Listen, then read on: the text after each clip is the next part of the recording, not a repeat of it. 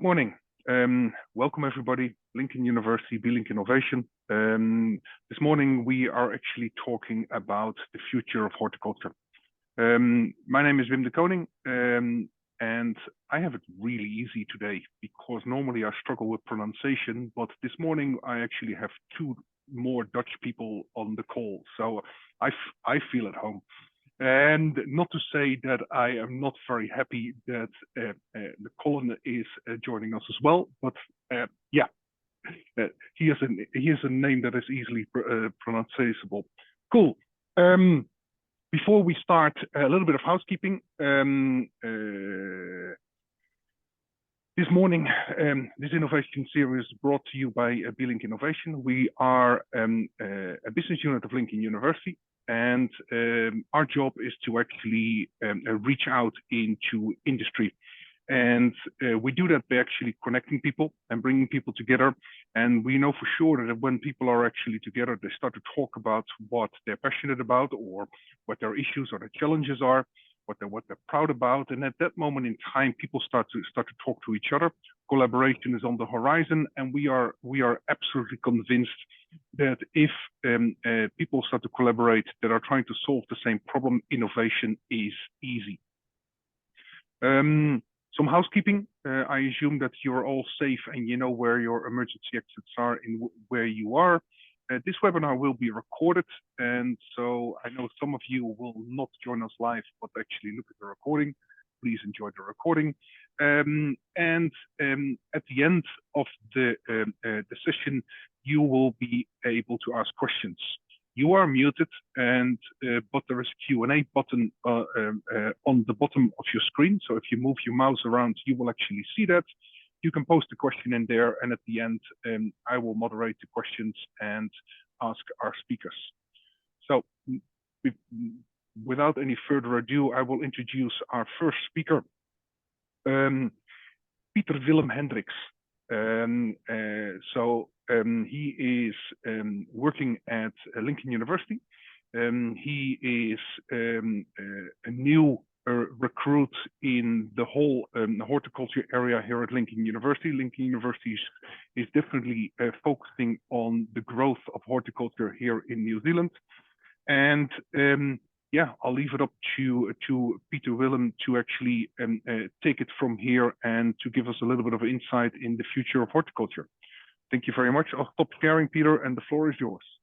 Thank you, Wim.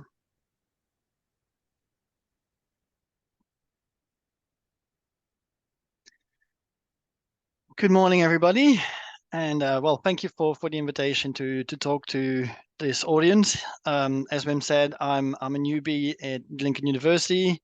However, I've been farming myself for quite a while in Europe before moving to Australia, finishing my PhD there on integrated weed management on crops, and now I'm a crop lecturer here at Lincoln University, and that includes horticultural crops. And I'm also actively participating in our horticulture initiative. About that much more in this talk. So looking at the future of horticulture, there is, of course, one big elephant in the room. And we might as well start by addressing that straight away, which is climate change. You probably all have heard about it and read about it more than needed. But it's good to just emphasize that the last decade has seen the 10 hottest years ever since humankind is starting to measure temperatures.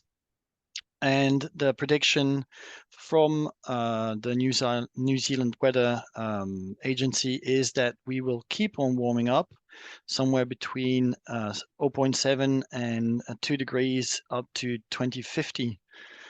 So that will have a serious impact on our daily lives. And if we look at the image here of the warm days measured over the island, just 14, 15 years separate, we can see that the number of warm days have dramatically increased, specifically on the North Island, and that the number of cold days actually has reduced all over the country. And this will have different impacts on our horticulture production. So we have a increased chance of early flowering, an increase therefore of frost risks, because the global warming doesn't mean that frost phenomena still can intervene later on in the growth season. But we also will have a reduced number of chill units in certain parts of our country. So as you can see, all of these things might dramatically impact our horticulture production. So how to mediate around that? Well, one thing would be moving crops southwards. Of course, this would be a very expensive expedition. All of these crops have needed massive investments in their production, so moving them southwards is not an easy job. However, there will be crops where the chill units will be no longer satisfied in the North Island, for example, and I'm thinking of crops such as apples, for example. We will need to work on crop phenology, and that's mainly to avoid risks. So as I said previously, with the increased heat or warmth in the early part of our season, we will see earlier and earlier flowering occurring. And these type of problems have already started to occur in countries like France, Spain, where farmers see their fruit crops flowering earlier on, and then they have to fight every frost phenomena that might come in after that. And it's now on a regular basis that crops get frosted in those countries to a point where certain insurance companies no longer want to insure fruit production or at a very high cost, which makes it economically non-viable.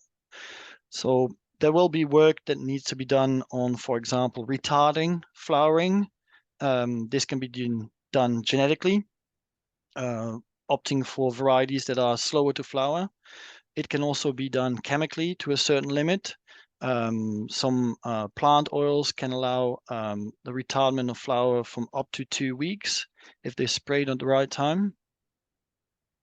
And we might need to investigate in new crops as well. So if the North Island becomes warmer, is it valuable to start looking at crops such as, for example, dragon fruit or the more subtropical crops, high value crops that could be grown under tunnels, for example. The other big problem that comes with climate change is, of course, the modified rainfall patterns. And there are two problems with that. The first one, of course, is drought risk. And for example, for apples, we have started to do some research with Plant and Food here at Lincoln University to look at more drought resilient crops, apple crops. The other side of the pendulum, of course, is that if rain events will intervene, they might be much more dramatic. And that's just the simple fact that warm air is capable of containing more water. So if it comes down, the amount that can come down will come down much bigger. And we can see phenomena like this Hawke's Bay phenomena in a more regular basis than what we thought was a centennial event. So as researchers, there are a few key points that we need to work on. Climate resilience, and I already touched on that, saying that we need to work on probably drought tolerant crops. I personally don't believe that drought resistance exists. If you don't water a cactus, it will die at one point, but we can create crops that are either more efficient in not taking the water that is available and more efficient in using it, or crops that deal better with delayed water events.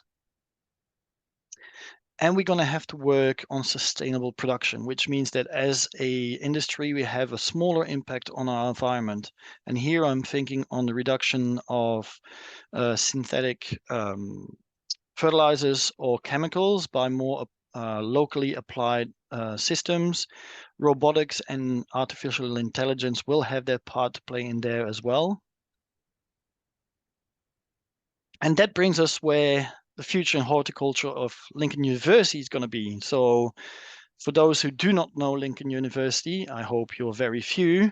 Here is a Google view of our university, and the land except for the borders south and west on this picture, are all Lincoln University ground. Our main interest for today is this section here that we call our horticultural block. So that's a ground of approximately 30 hectares where we are running an initiative to seriously rejuvenate our horticultural research. So there's a new momentum at the university that has started with the arrival of Dr. Clive Kaiser, who is a renowned horticultural researcher. He was a professor in America, and he's an associate professor here. He's working on several horticultural crops, extending all the way from potatoes to cherries. So with him, a new momentum started. We have new colleagues who arrived in the commerce section as well, focusing on horticulture production. And we are creating this brand new major in plant and horticultural science, because from what we understood with our discussions with industry, is that there was a need for well-trained employees all the way from diploma levels to the post-grad levels. And so the first step in improving this education is by creating this new major in plant and horticultural science that is purely focused on plant and horticultural science. So if you have a quick look through our 3-year program, you see that most things cover either plant physiology and plant production, horticultural sciences, and then plant protection.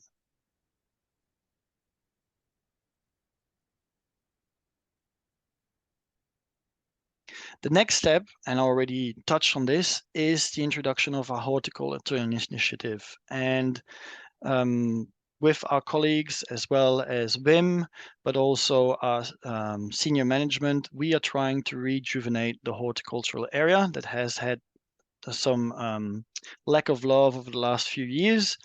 And the goal is to develop horticultural demonstration grounds for our students, but also a horticultural research demonstration and extension ground. And this is where we can use all the input from industry as much as possible.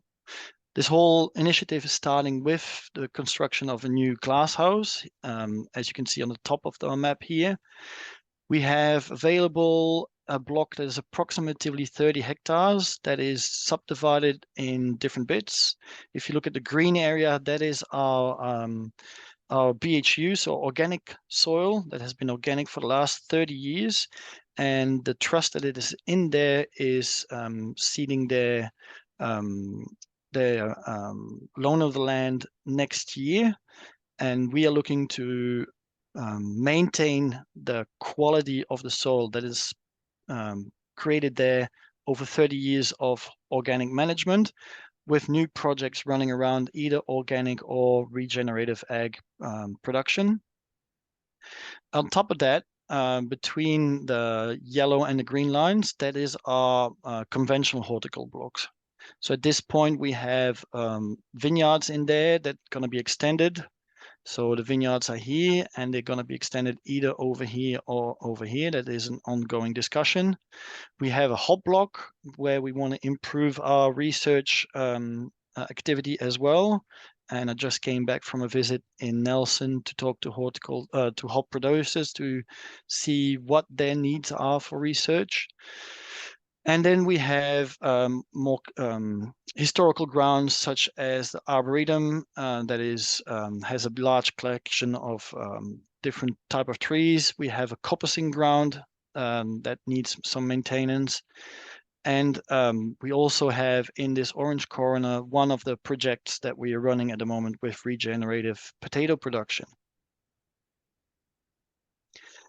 So through this project, and as I said, we want to improve our horticultural teaching and our horticultural research.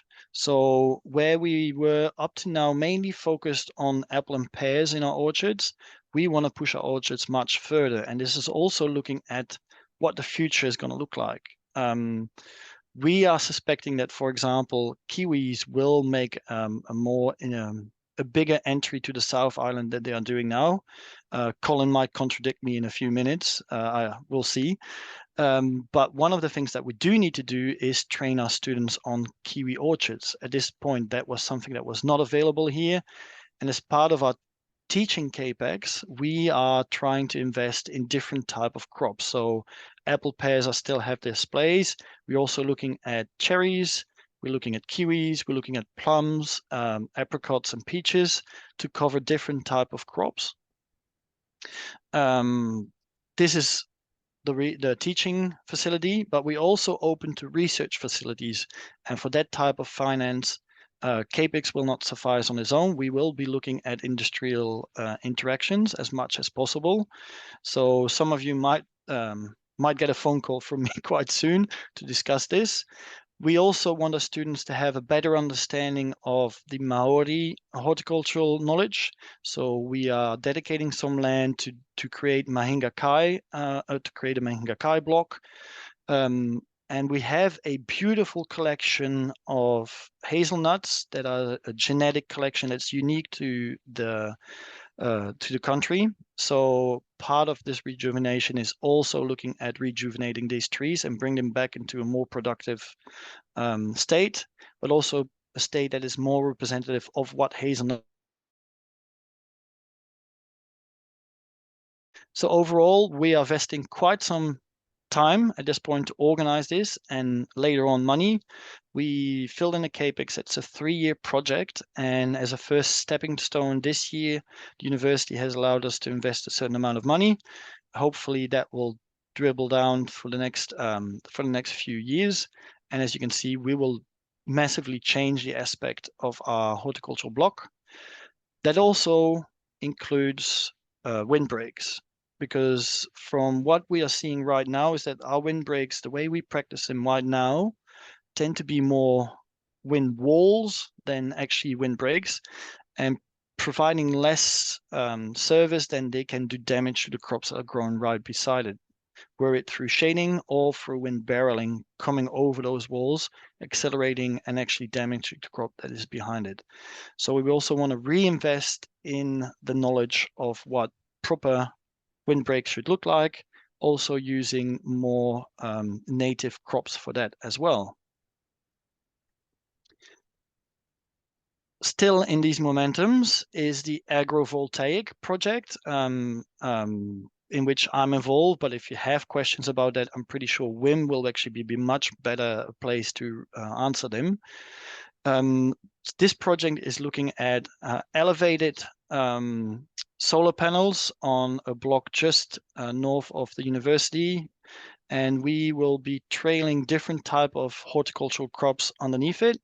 If you look at these blue lines to the west part of the land, these will be grown with different rows of snowberries and blueberries. The different densities is what we're going to study there. And to the eastern part, which is a bit more shallow and slightly more water logging, we will be looking at horticultural arable crops and floral crops. So Leonard, if you have any suggestions, we'll be happy to take them later on.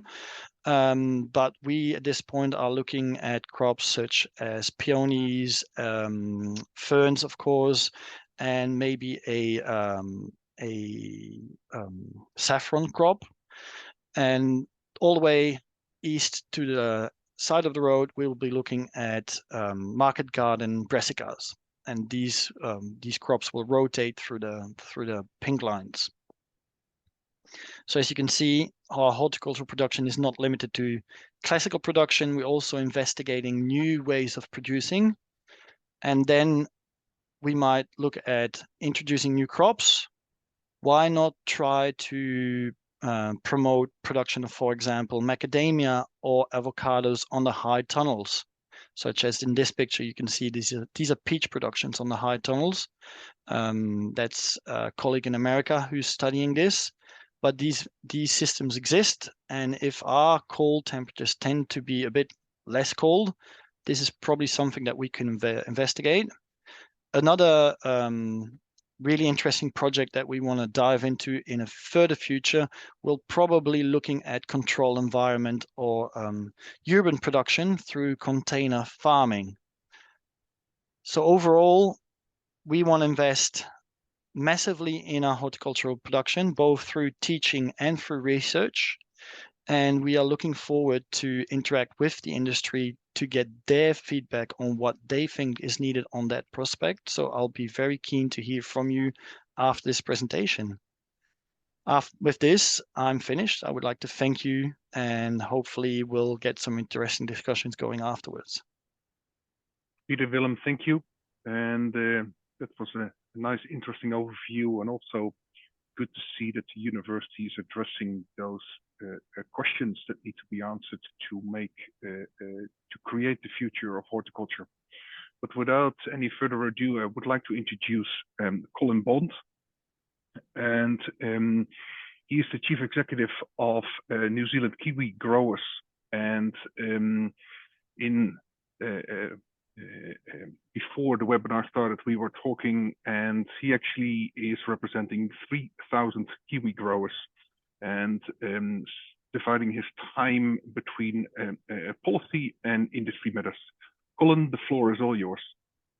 All right, well, good morning, everyone. Sorry about the technological challenge to get us started.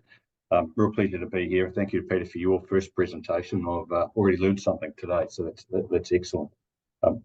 So as Wim said, I'm the Chief Executive of New Zealand Kiwi Fruit Growers. So I'm pleased to be in this role for a couple of years. We're the advocacy body for the kiwi fruit industry. So this morning, I wanted to talk to you about horticulture and the future of horticulture from a kiwi fruit perspective, how we see the sector needing to change over time, and some of the advice that we would give to people in the sector.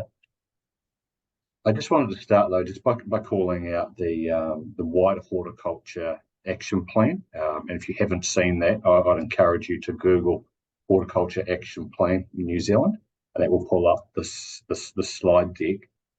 If you were getting a presentation by a different product group this morning, particularly the vegetable product groups, where they have a very large domestic focus, it would be an entirely different conversation. So I just wanted to point out that, because there are a lot of different perspectives around horticulture and the priorities for the future of hort, and I'll be giving you more of a lens of an exporter. So the industry itself is a $6 billion industry in New Zealand. It says we create 40,000 jobs. That's direct jobs. Actually, if you look at the velocity of money and the indirect jobs, we are a huge supporter of regional economies in this country. Just to address Peter's comment about location, still for kiwi fruit, 80% of kiwi fruit's grown in the Bay of Plenty. Then there's around about 4% grown in Northland, Waikato, Hawke's Bay, and now the top of the South Island as well. And certainly from a climate perspective, we're seeing the winter chill that kiwi fruit needs easier to obtain in the top of the South Island and in Waikato, and increasingly challenged, particularly up in the north of the country. So the Horticulture Action Plan has a goal of doubling farm gate sales, so doubling from a $6 billion industry to a $12 billion industry over the next decade or so. The 5 things on the right-hand side that are key priorities for us, outcomes we're looking for: absolutely growing sustainably, optimizing value. Māori in horticulture is extremely important. From a kiwi fruit perspective, around about 10% of our growers would identify as Māori, and around about 35% of our workforce, and growing. So we think over the next decade, the percentage of Māori ownership and percentage of Māori workforce in our industry will increase significantly, and we're very supportive of that, and certainly making decisions with that lens in mind. You'll see as we go through the presentation the absolute importance of science and technology and transfer of knowledge. Again, I'll be finishing talking so much about people and the importance of people, and really pleased to hear from Peter's presentation about the investment that Lincoln University is making, and the importance of that will become increasingly apparent over the next 10 minutes or so. So in horticulture, we break down our industries into 3 tiers. The first tier, those with export value over $1 billion, and there's only 2 of those currently, kiwi fruit and apples. Tier 2, examples there would be potatoes, avocados, and onions, and then some of the smaller crops and strawberries and tomatoes. Which is, I find quite ironic when we see this picture and see that this, what's often described as a hairy potato, has become New Zealand's largest horticulture crop. That's certainly where the industry started, and at the time we were producing solely green kiwi fruit, we were struggling to become a $1 billion industry. But here's where we are today, and we've through the benefit of science been able to transform and move from beyond just a Hayward kiwi fruit, which remains a staple in our Zespri's product range, but introducing gold varieties now and red as well. And you can see we've moved from a hairy potato to actually, through the power of marketing and science, move to something that's got a lot more appeal for consumers. And I think we shouldn't, while science is important, I think we need to balance that too with the importance of marketing and some of the great work that's been done to actually attract consumers to our category. So we remain only 1% of the global fruit bowl, but we are a growing percentage. And as the world population grows, the market for our kiwi fruit is only going to increase. So I think when you look at the picture, you can see the science, you can see the marketing, but there's more to the story too. The engineering and the science going into the storageability of our fruit, crop protection programs, all of these things that help us to deliver this fruit and this healthy fruit to consumers across the globe. So many people play a part in that ecosystem, and that's something that we need to keep focusing on for the future. So what that future looks like, I think is up for debate. But one thing I think is we should all agree on is that standing still isn't an option. I focused a bit more on kiwi fruit and the lessons from our industry. As Wim mentioned, there's around about 3,000 growers now in New Zealand producing about 200 million trays of kiwi fruit. A tray's got 3.6 kilos of fruit in it. So that's 600 million tonnes, and producing across about 14,000 hectares now. Average production, 13,000 trays a hectare. That's across both green and gold varieties, and our orchard size remains comparatively small, at between 3 and 4 hectares, but we have some much larger players entering the industry now, and it's not uncommon to see hectares above, or orchards above 10 hectares. In terms of some of the detail about our industry, this chart just shows the dark green line is the increase in costs that growers have been facing, and the top line being OGR, orchard gate return. So that is the return to the orchard gate after sales and marketing costs and after post-harvest costs as well. So the profitability for growers is the OGR, the top line, minus on orchard costs. The reason I put this graph in here, because it does show the trend in cost increases over time. And the top line just shows the impact in 2022 of when we lose our focus on quality. Then with the returns to growers drop substantially. If I was to show you the 2023 line as well, that's where you'd start to see the real impacts of climate change. This year we had, just reiterating Peter's point, we had low winter chill, meaning that we had a poor bud break. We then had a late frost in October, and then we had a number of hail events. We're having those every season now. And of course we had Cyclone Hale and then Cyclone Gabrielle.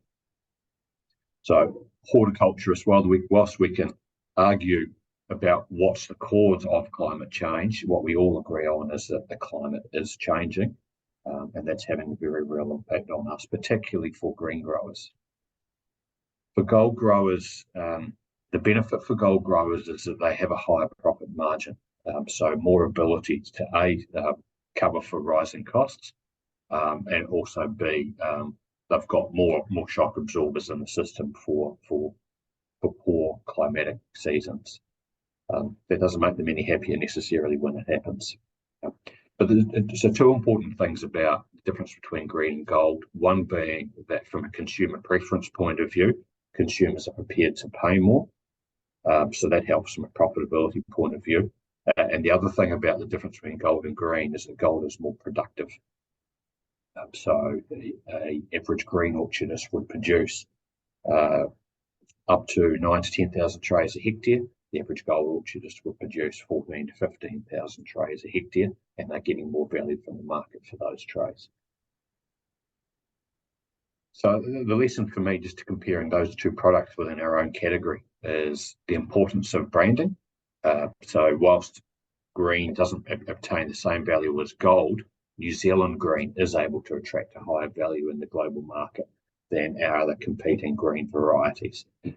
So that's important when we're trying to deliver value back to the industry and grow the industry. And absolutely from a variety perspective, one of the things about gold, the Sun Gold, or the G3 variety, was we started with the consumer, understanding the consumer needs, and then using science to deliver on those. So PVR, protection of PVRs so that you can control supply is a key to our success, and I know it's something the other horticulture product groups spend a lot of time focusing on. We can't get away from the fact that costs are rising, and so is regulation. That's just an inevitability, really, and it's why we need to be focused on things like productivity and efficiency. We certainly can't get away from the fact that the climate is changing.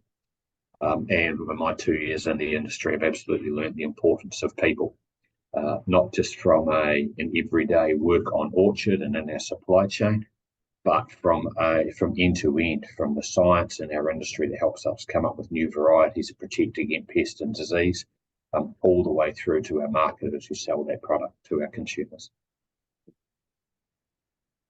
So certainties and what the future looks like. Well, death and taxes, as Benjamin Franklin says. But I think absolutely we should add changing climate to that list now. Again, we can debate the causes, but what we know is that the frequency of extreme events is increasing, and that's creating some real challenges in the horticulture sector. And positivity and the opportunity. Again, we can debate the numbers, but I think we can all agree that the number of mouths we have to feed across the globe is increasing. So, and the number of potential hectares we've got to produce those, the food for those mouths is not getting any larger without new growing systems. So, from a market perspective, we know that there's an opportunity to sell to more people. So that a goal of increasing from $6 to $12 billion is a very realistic goal. The challenge is how do we get that product, what product do we produce, and how do we get that through to our consumers. So I think it is about controlling the controllables. When growers are making decisions about where to grow, then historically they've focused absolutely on climate, so soils, temperature, access to water. But more now we're thinking about the risk of adverse events, so these extreme rainfall conditions, atmospheric rivers as they're called, extreme changes in climate or temperature. Yes, we can adapt new varieties to maybe be able to grow or be more heat tolerant, but we also need to think from a location perspective about the risks of some of these other adverse factors that could have an impact on our orchards. A question mark for me still about growing indoors. Absolutely, as an industry, we're looking at different growing structures. We just need to think about the in the short term, whether or not that's a reality for tier one crops as well. So the size and scale that we are, whether we're able to do those and move those all indoors. But it's more realistic, I think, and we're seeing that in crops like strawberries now, where vertical growing systems and growing indoors is more of a reality. They also have a smaller time period to maturity, whereas kiwi fruit's much longer. We think we still need a conversation about national infrastructure. We can continue to grow the amount of kiwi fruit we produce in New Zealand, but unless the Tauranga port gets extended, we're not going to be able to get those goods to market. And from a a climate and carbon perspective, we do need to think about the distance to market. We've got some problems there that we need to address. So actively looking at things like green shipping and reducing our carbon footprint from a supply chain perspective. Absolutely, we need to think about the impact on our growing systems and the whole ecosystem, how that impacts on the environment. And we're going to absolutely need to continue to be focused on automation and innovation to increase efficiency, reduce our reliance on people, and increase the average wage within our sector. I put these two people up. The similarities between them is that they're both focused on winning and both focused on incremental gains. It's, in both cases, Jack Welch and Sarah Ulmer, when they were successful, and all athletes, I think, have this focus as well, as about breaking down the end-to-end process and looking for incremental gains. And to me, that's what we need to be doing as well. So I think about the ecosystem of people. We should always, at our centre, be focused on the consumer and the consumer of tomorrow and what they're going to be looking for.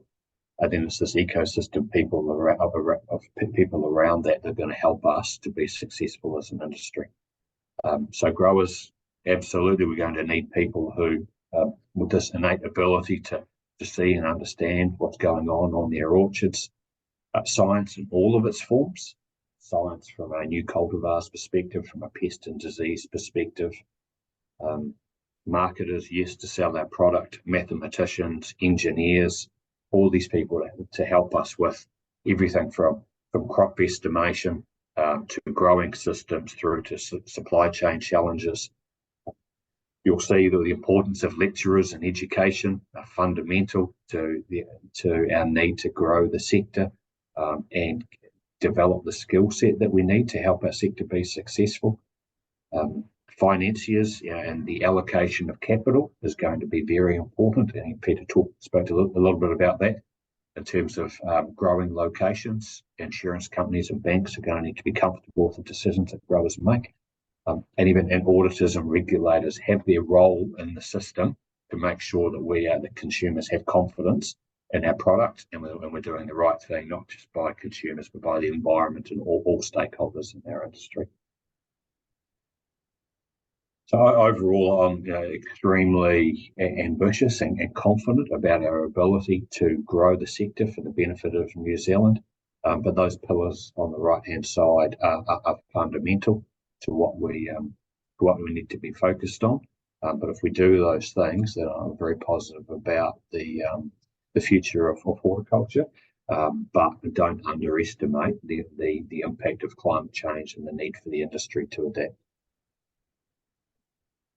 And that's it from me. Thank you very much, Colin. Much appreciated. That brings us to our third speaker, Leonard Arkerstein. Leonard did a degree in horticulture at the University of Applied Science in the Netherlands. And one of the things that you need to do when you do that type of education in the Netherlands, you need to go on internships. And one of those internships basically brought Lenny to New Zealand. And that's where the story only started. Leonard, the floor is yours. Thank you, Wim. Yes, that is where it started. It's 26 years ago now that I started at Moffat's, and the plan was just to be here for 5 months, and I did do my 5 months, but after being back for 3 months in Holland, I came back to New Zealand and actually never left. So I started at Moffat's as a production manager. Back then it was owned by Steve Moffat, and that was actually the first commercial rose grower in New Zealand. And Steve, he started with a partner on a different site in Hulsel in 1979. And we've been on that site since. Before I started at Moffat's, we were growing a lot of red roses. And the main focus of that was export to Finland. And I will come back on that later. There is no industry more dynamic than horticulture, but the flowers that we're sending to Finland because that was the opposite season, and here in the New Zealand summer, it is the winter in the northern hemisphere, so there was a good demand for flowers. A little bit later on, the Dutchies, they were always growing a lot of roses. Back then, or when I came to New Zealand, there was about 1,100 hectares of commercial rose growing there. And they started using growing lights. And with that, they managed to grow more roses during the winter. Therefore, it became a little bit more difficult for us to send flowers at a competitive price to Finland. A little bit later on, the Africans started growing roses. In the beginning, the quality was not that flash, but they were learning quick, and they actually have taken over the world production in roses. Most roses are grown in Africa at the moment, and year-round, good quality, and that made it a little bit more difficult for us. So after our Finland adventure, we started exporting roses to Australia. A thing is that if you send roses to Australia, they need to be dipped in the Roundup, so there was a lot of extra work.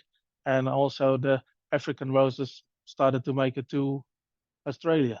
If you think about it, New Zealand is a big country, not a lot of people. There was when I came to New Zealand, there was about 4 million people then, but they spread all over the show. Whereas if you land a plane in Sydney or you land a plane in Melbourne, then you got 4 million people at your doorstep. So the marketing for that was actually quite easy, and therefore the market to Australia was also getting a little bit too hard for us. And then Steve, the owner, decided from now maybe we should focus a little bit on the New Zealand market. The flowers in the supermarket back then, the quality was questionable. It was usually price driven, that it had to be cheap, cheap, cheap. And his philosophy was that if we try to bring a good product into the supermarket, there might be a bit more return sales. And we did a trial with a few supermarkets, and they were selling like $200-300 worth of flowers in the beginning. And after a couple of years with our product, we actually ramped them up to $1,500-2,000 a week.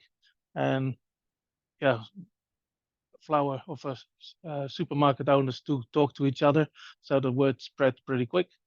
And we have been growing the business quite rapidly. And at the moment, we're supplying most of the foodstuff stores in the South Island and some in the North Island.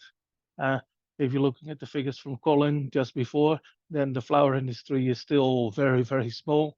I think the flower exports last year was about 20 million. If you put it in comparison with the kiwi fruit, it's nothing. However, the supermarket business is still growing, and then Moffat's still supplies the wholesale and florists as well. But we see that there is a little bit of a change, that people are buying more flowers than they used to. And as Wim said, when I came here as a student, I had to do a project and I did a bit of research. And back then, the expenditure per capita was $35 a year in New Zealand, whereas in Holland, that was back then $150 a year. So we thought, now there is quite a bit of room in that. And looking at it now, people don't have the quarter-acre section anymore. They earn a little bit more money, but because they haven't got a garden, the lives are getting busier. They do buy more flowers.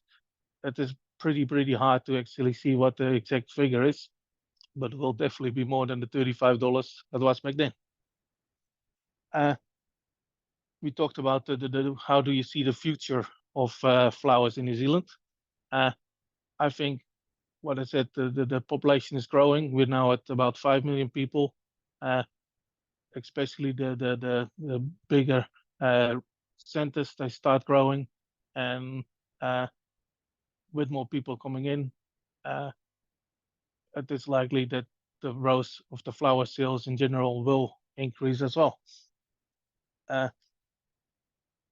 For the longer term, if you're looking at the challenges we have, that was mentioned before, climate, that's definitely a big thing. When I started here, if you had the summer that you had 1 or 2 degrees, of at 1 or 2 days over 30 degrees, that was a very good summer. And now it's just standard that you have every year a few days, more than a few days over 30 degrees. It's definitely gone drier as well. And yeah, the majority of flower growers are in the North Island, and we have a good relationship with the growers there. And if I visit them, they always spraying for botrytis. We actually the opposite. We are always too dry, and especially in the spring, it's getting so dry that it is really, really hard to maintain humidity in the greenhouses. So therefore, we actually had to install fogging systems to keep the humidity up and keep the plants happy. It's not only the plants, it's also keeping the people happy. If it's over 26 degrees, the roses don't like it anymore, and excuse me, the people don't like it anymore either. So we got now a fogging system, and as soon as the humidity drops below 60%, the fogging comes on. It's all fully automated, and that's another thing. That sort of thing to fight those climate changes, it requires a little bit of money. Luckily for me, Moffat's has been taken over 3 years ago by the Aroma Group. Aroma, they got actually nothing to do with horticulture. They in the green lip mussel farming, and they produce mussel powders for the pill manufacturers for if you got joint pains and inflammatory. But I did a project with Otago University on dahlias, and the dahlias not grown for the flowers, or they actually do, but just for the flower heads. They needed a bit of space to try to grow these, what we have plenty of at Moffat's.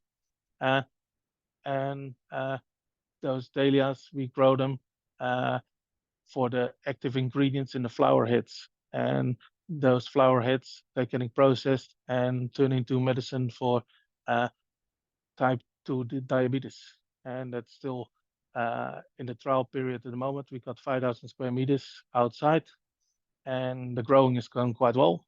The thing is that the processing, we see if we can fine tune it a little bit. It's still very labor intensive, so we will look at that as well. We can improve on that.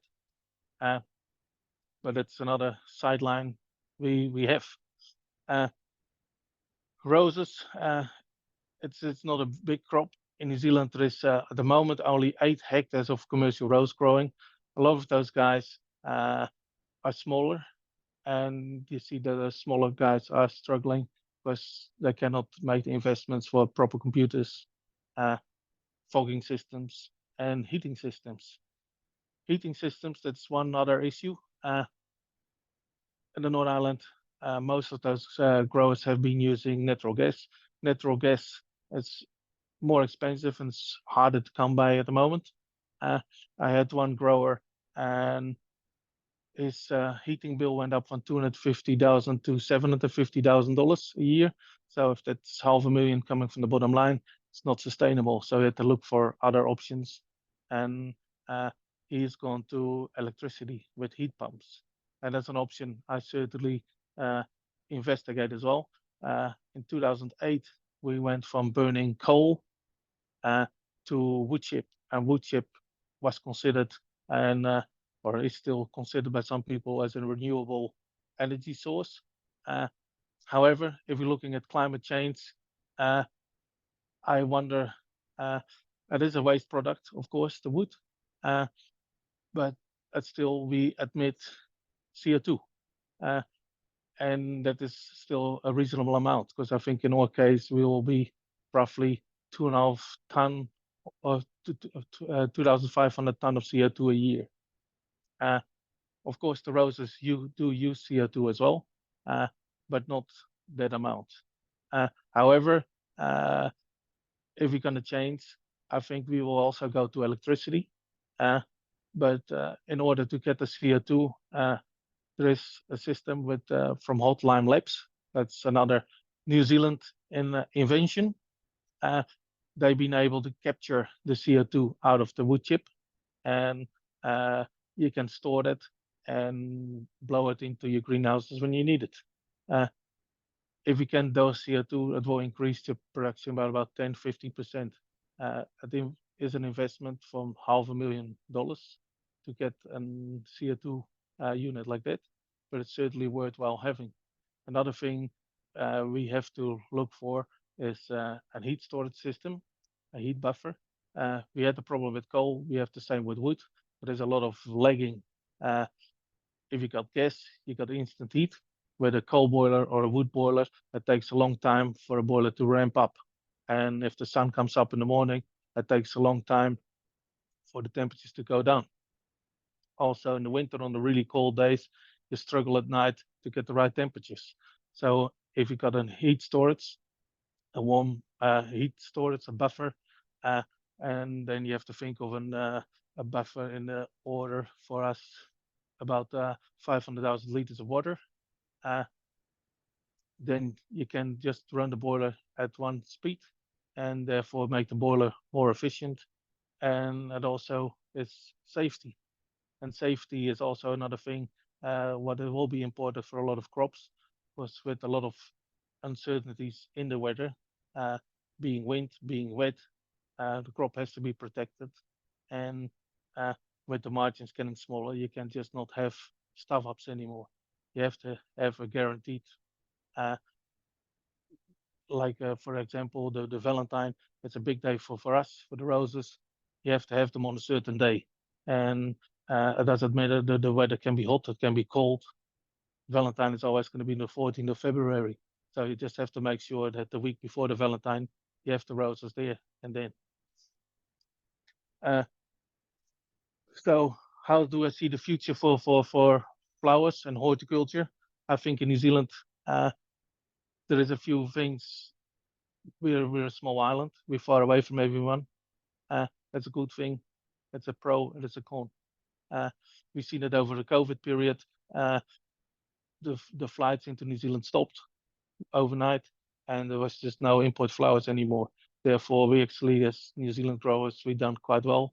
At the moment, flights are still expensive, and the amount of import flowers is limited.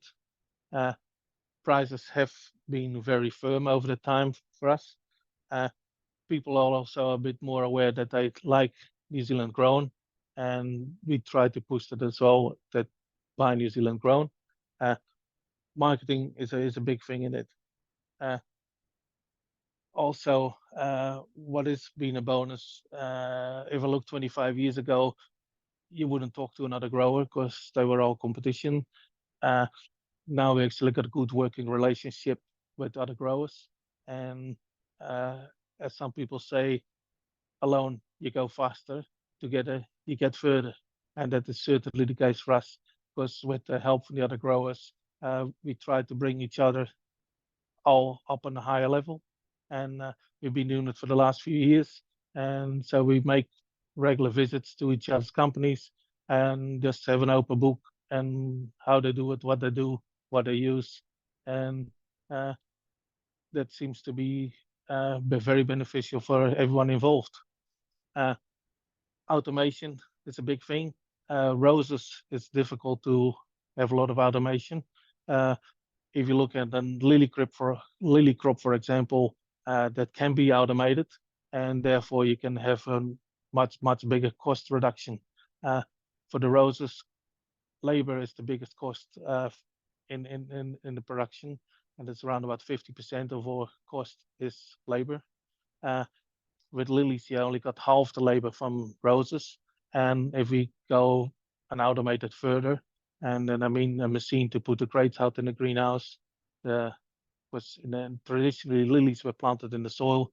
We plant them in crates, and those crates, after planting, they go in a cooler at 9 degrees, and all nicely stacked up, and they stay in a cooling container for 3 weeks, and that's 3 weeks they don't have to spend in the greenhouse. So if you grow lilies in the soil, you can do a maximum of 3 cycles a year.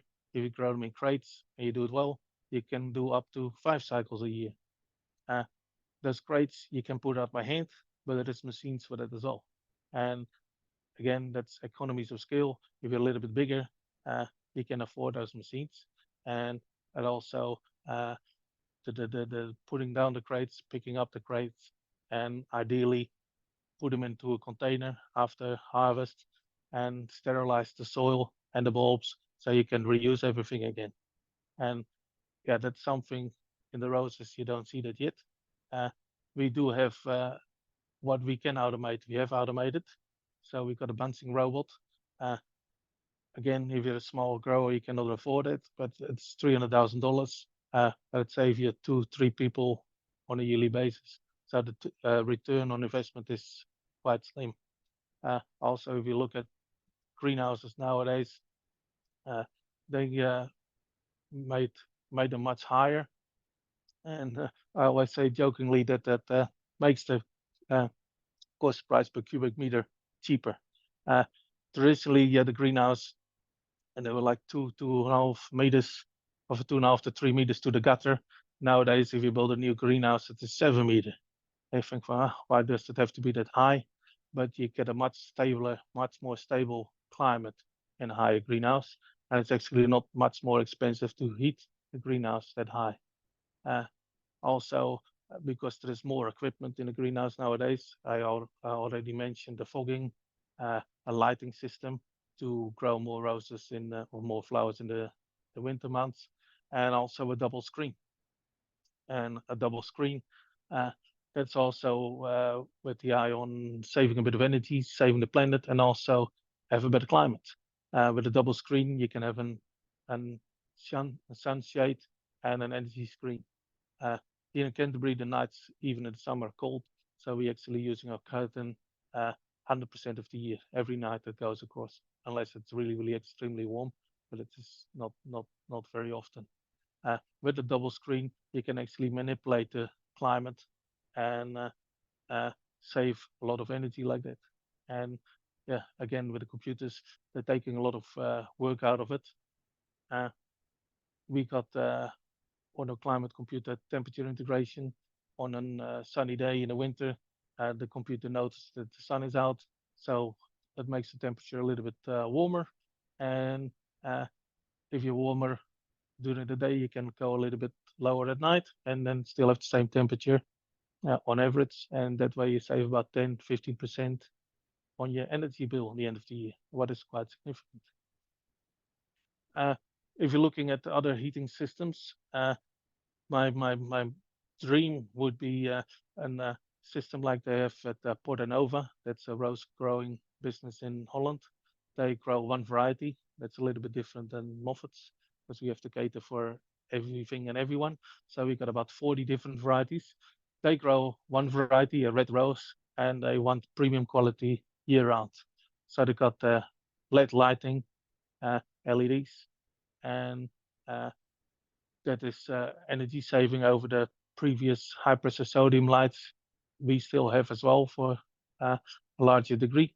The downside from the high pressure sodium lights is that they're using a lot of energy and they give a lot of heat. So if you go for a higher light intensity, you will get too hot in your greenhouse. And so with LEDs, you're saving 40% energy and you haven't got the excess heat, but it's a bonus. In Holland, they also the energy market it's quite changing. Electricity is expensive, gas is getting out of hand, so they actually have and they harvest heat in the summer, what they store in aquifer underground, 100 meters deep, and they have a warm water aquifer and a cold water aquifer. So in the summer they can cool and harvest heat, what they store in the ground to use in the winter. And they got a 7-meter high greenhouse. They get in a very stable climate. They have to open the vents less, but it's also a bonus because you get less insects coming into your greenhouse. But they're actually harvesting more energy than they use. And therefore they can actually supply heat to houses in the area. Again, New Zealand is not so big, so I cannot see that happening. Another problem here in Canterbury is that we have got the aquifers, but the water flow underground, it's too high. It's about 100 meters a day, and you lose all your heat. So something we cannot implement here. But it's obviously, what I said, the horticulture is very dynamic. People are very smart. They come up with a lot of things, and the sky is the limit. Sensors on the plant to measure how much the plant evaporates. They measure the thickness of the stem to see if the plant is evaporating. You measure the drain water, the EC of that, the pH of that in real time, so you can make changes pretty quick. And a lot of the thinking is getting done for you by the computers. Wim will know in Holland they run a competition, and it's running for the last few years by the university. It's artificial intelligence versus real growers and consultants, and they growing a tomato crop virtually. And the last few years, it's artificial intelligence what is winning from the growers, and because there is so many factors, but the data, once you put it in, you know what you got. The computer will do it for you. So with that, horticulture always used to be for a lot of people perceive it as hard donkey work. So you get a sore back and you sweat. It is changing. There is probably less people working in the greenhouses than what used to be. But the skill you need, that it's definitely it's a much broader range. You have to be an engineer. You have to be a scientist. There's a lot of different factors you have to have, and that's the sort of people we're looking for. People with a really bright broad skill set. And yeah, what I said, the future will be good, because yeah, New Zealand is growing, and it is a good spot to be in. And yeah, I think that is me. Thank you so much, and that was really interesting. For the people online, we have a button, Q&A button on the bottom of your screen, and feel free to post some questions in there, and so that we can actually post them to the panel. I've already received some questions, and I think if I summarize the questions that I'm seeing at the moment is, and this is a question for all three panelists, climate change is not only about mitigating against the risks that we see of temperature, of moisture, of droughts, of lack of moisture, but it's also looking at biodiversity, our waste streams.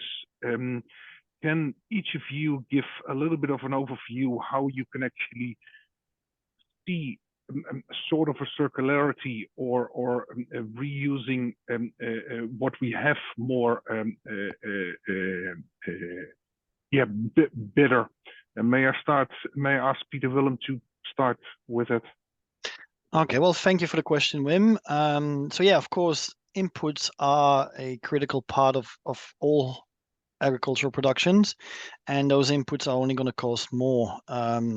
Were it through nitrogen, as that uses a huge amount of gas to be produced, phosphorus, that's becoming rarer and rarer. So I think, genetically speaking, one of the main things we're going to have to work on is efficiency of these products, both on the input as of the uptake of plants. Input-wise, that's probably going to be working through fertigation localized applications, so less wastage as well. Probably less intervention with tractors and more automated and robotic interventions. Circular wise, the university is looking, and Wim is more familiar with this than I am, at investigating to turn our products that now are considered as waste into actually very valuable input products for the rest of our production. So we are looking at a more and more circular system at the university, and that will definitely be part of our sustainable future horticultural future project, because if you want to look at sustainability, that you can't take a single thing at a time. You need to look at the bigger picture. That's inputs. It's the best way of putting these inputs in, the best usage of these inputs, and also how we use the waste at the other end to make them back into inputs. And of course, of all of that, there's also the integrated pest management systems that will need to be looked at, both weeds and other pests, with a lower usage of synthetic products and probably higher use of beneficials, or even crop competition, for example, to reduce the need of inputs. So I hope I've answered your question there. Thank you so much, Colin. Yeah, thank you for the question. I guess there's only so much you can cover, isn't there, in sort of 20-minute presentation.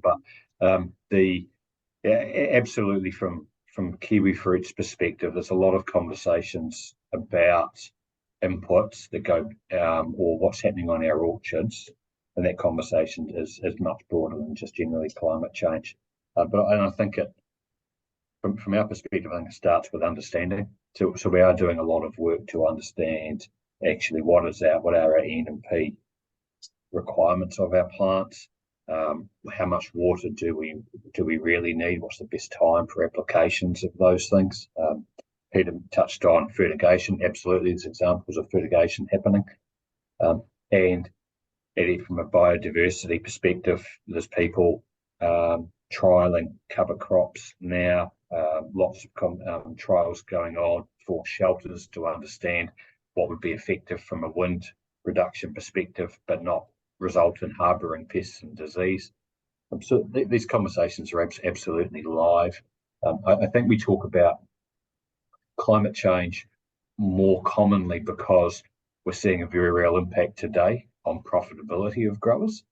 So that's what results in us leading with that in the conversation. But absolutely, there's still a lot of other work and a lot of other challenges that are going to impact on our growing systems that we haven't solved, but we're certainly in solution mode looking for answers.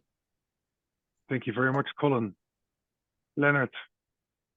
Yes, with the fertilizers, that is a relatively easy one. In the past, there was a bit like with heating.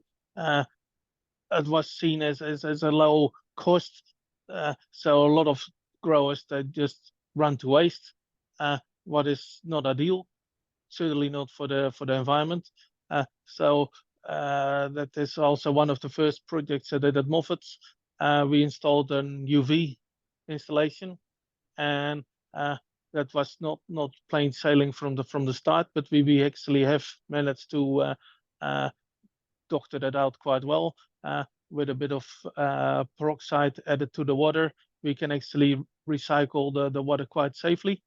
And we're not 100% closed system because we also got our house plants. So we usually lose about 5 to 10% to the house plants.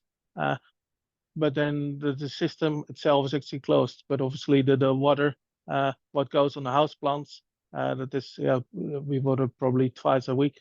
That water is gone. But we as close to a closed system as can be. And in the past, I said the cost was not really an issue. I have to say that with COVID, prices from fertilizers have gone up crazy. For example, on a bag of max sulfate, you used to buy that for under $10. At the moment, it's $30. So and that is actually over the whole line. Shipping is a big factor, and that starts to come down now. But I'm actually smiling that we actually do the recycling well, because otherwise that would have been a massive cost increase on that. Thank you very much. Leonard, in your talk, you gave the example where artificial intelligence and robotization of the industry has its impact. You also said that it required some economy of scale before it will be adopted. If I take that then to the kiwi growers, Colin, where you say that it is very labor intensive, do you see a future of automation and artificial intelligence in those tier 1 crops in the future? Well, I think from an automation perspective, we're already seeing it, but we're seeing it in the most controlled part of the supply chain. So if you think about a kiwi fruit harvest, the figure we quote is that we would need around about 24,000 people to get through a harvest every year. But 2/3 of those people are in the post-harvest space. So they're actually grading and putting fruit into a box. And from an automation perspective, we're seeing significant gains there. So examples being shifts that needed 120 people now need 30 or 40. So those are very real automation gains that are happening today. In an uncontrolled environment on orchard, we've got a long way to go, and there aren't too many examples today. But we're certainly working on it. It'll be more likely to be human-assisted things. And from an AI perspective, I think there's unlimited potential, and I can't immediately think of any other than things like crop estimation tools where that's happening a little bit. We're in the early stages of it, but I think the potential is huge, and that does make us think a little bit about the skills that are going to be required in the future. And it feels like it's going to be much less about the mundane, repetitive tasks and much more about that high-level thinking, and the people who can deliver solutions around not just science but automation and robotics. Thank you very much, Colin. Pieter-Willem, if I hear Colin talk about the skills that are required, how will your horticulture initiative at Lincoln University answer to that question from industry, that different skills will be required into the future? Thank you. So we are, with our new major, starting to promote a higher level of scientific knowledge of our productions, which was some of the things that we picked up from industry that was missing in our delivery. So this upgrade will eventually go all the way from our diploma students to our postgrad students. And one of the key things for that is to improve our living lab horticultural area so that our students can actually practice on crops, look how production looks in situ instead of just on slides. And I think that will provide the industry with better qualified people who also understand the industry to a higher level than that we are delivering at this point. Well, thank you so much. And I think with that, we have come to the end of this webinar where we talk about the future of horticulture. Leonard, Pieter-Willem, Colin, thank you so much for giving us this insight. I've learned a lot, and from low-hanging fruit approaches to really daunting tasks of looking at our inputs, becoming more circular, and just keeping our heads above water when we have another flooding event. Thank you so much. Thank you so much online for joining us today. We are doing more of these sessions.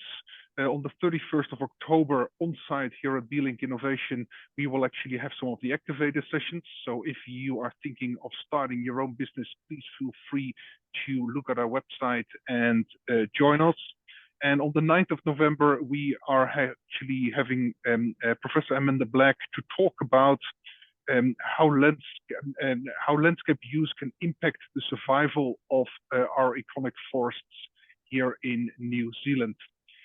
Thank you so much for joining us today, and I look forward to seeing you again. Once again, Leonard, Pieter-Willem, Colin, thank you so much for your contribution. Thank you. Our pleasure. Thank you for having us.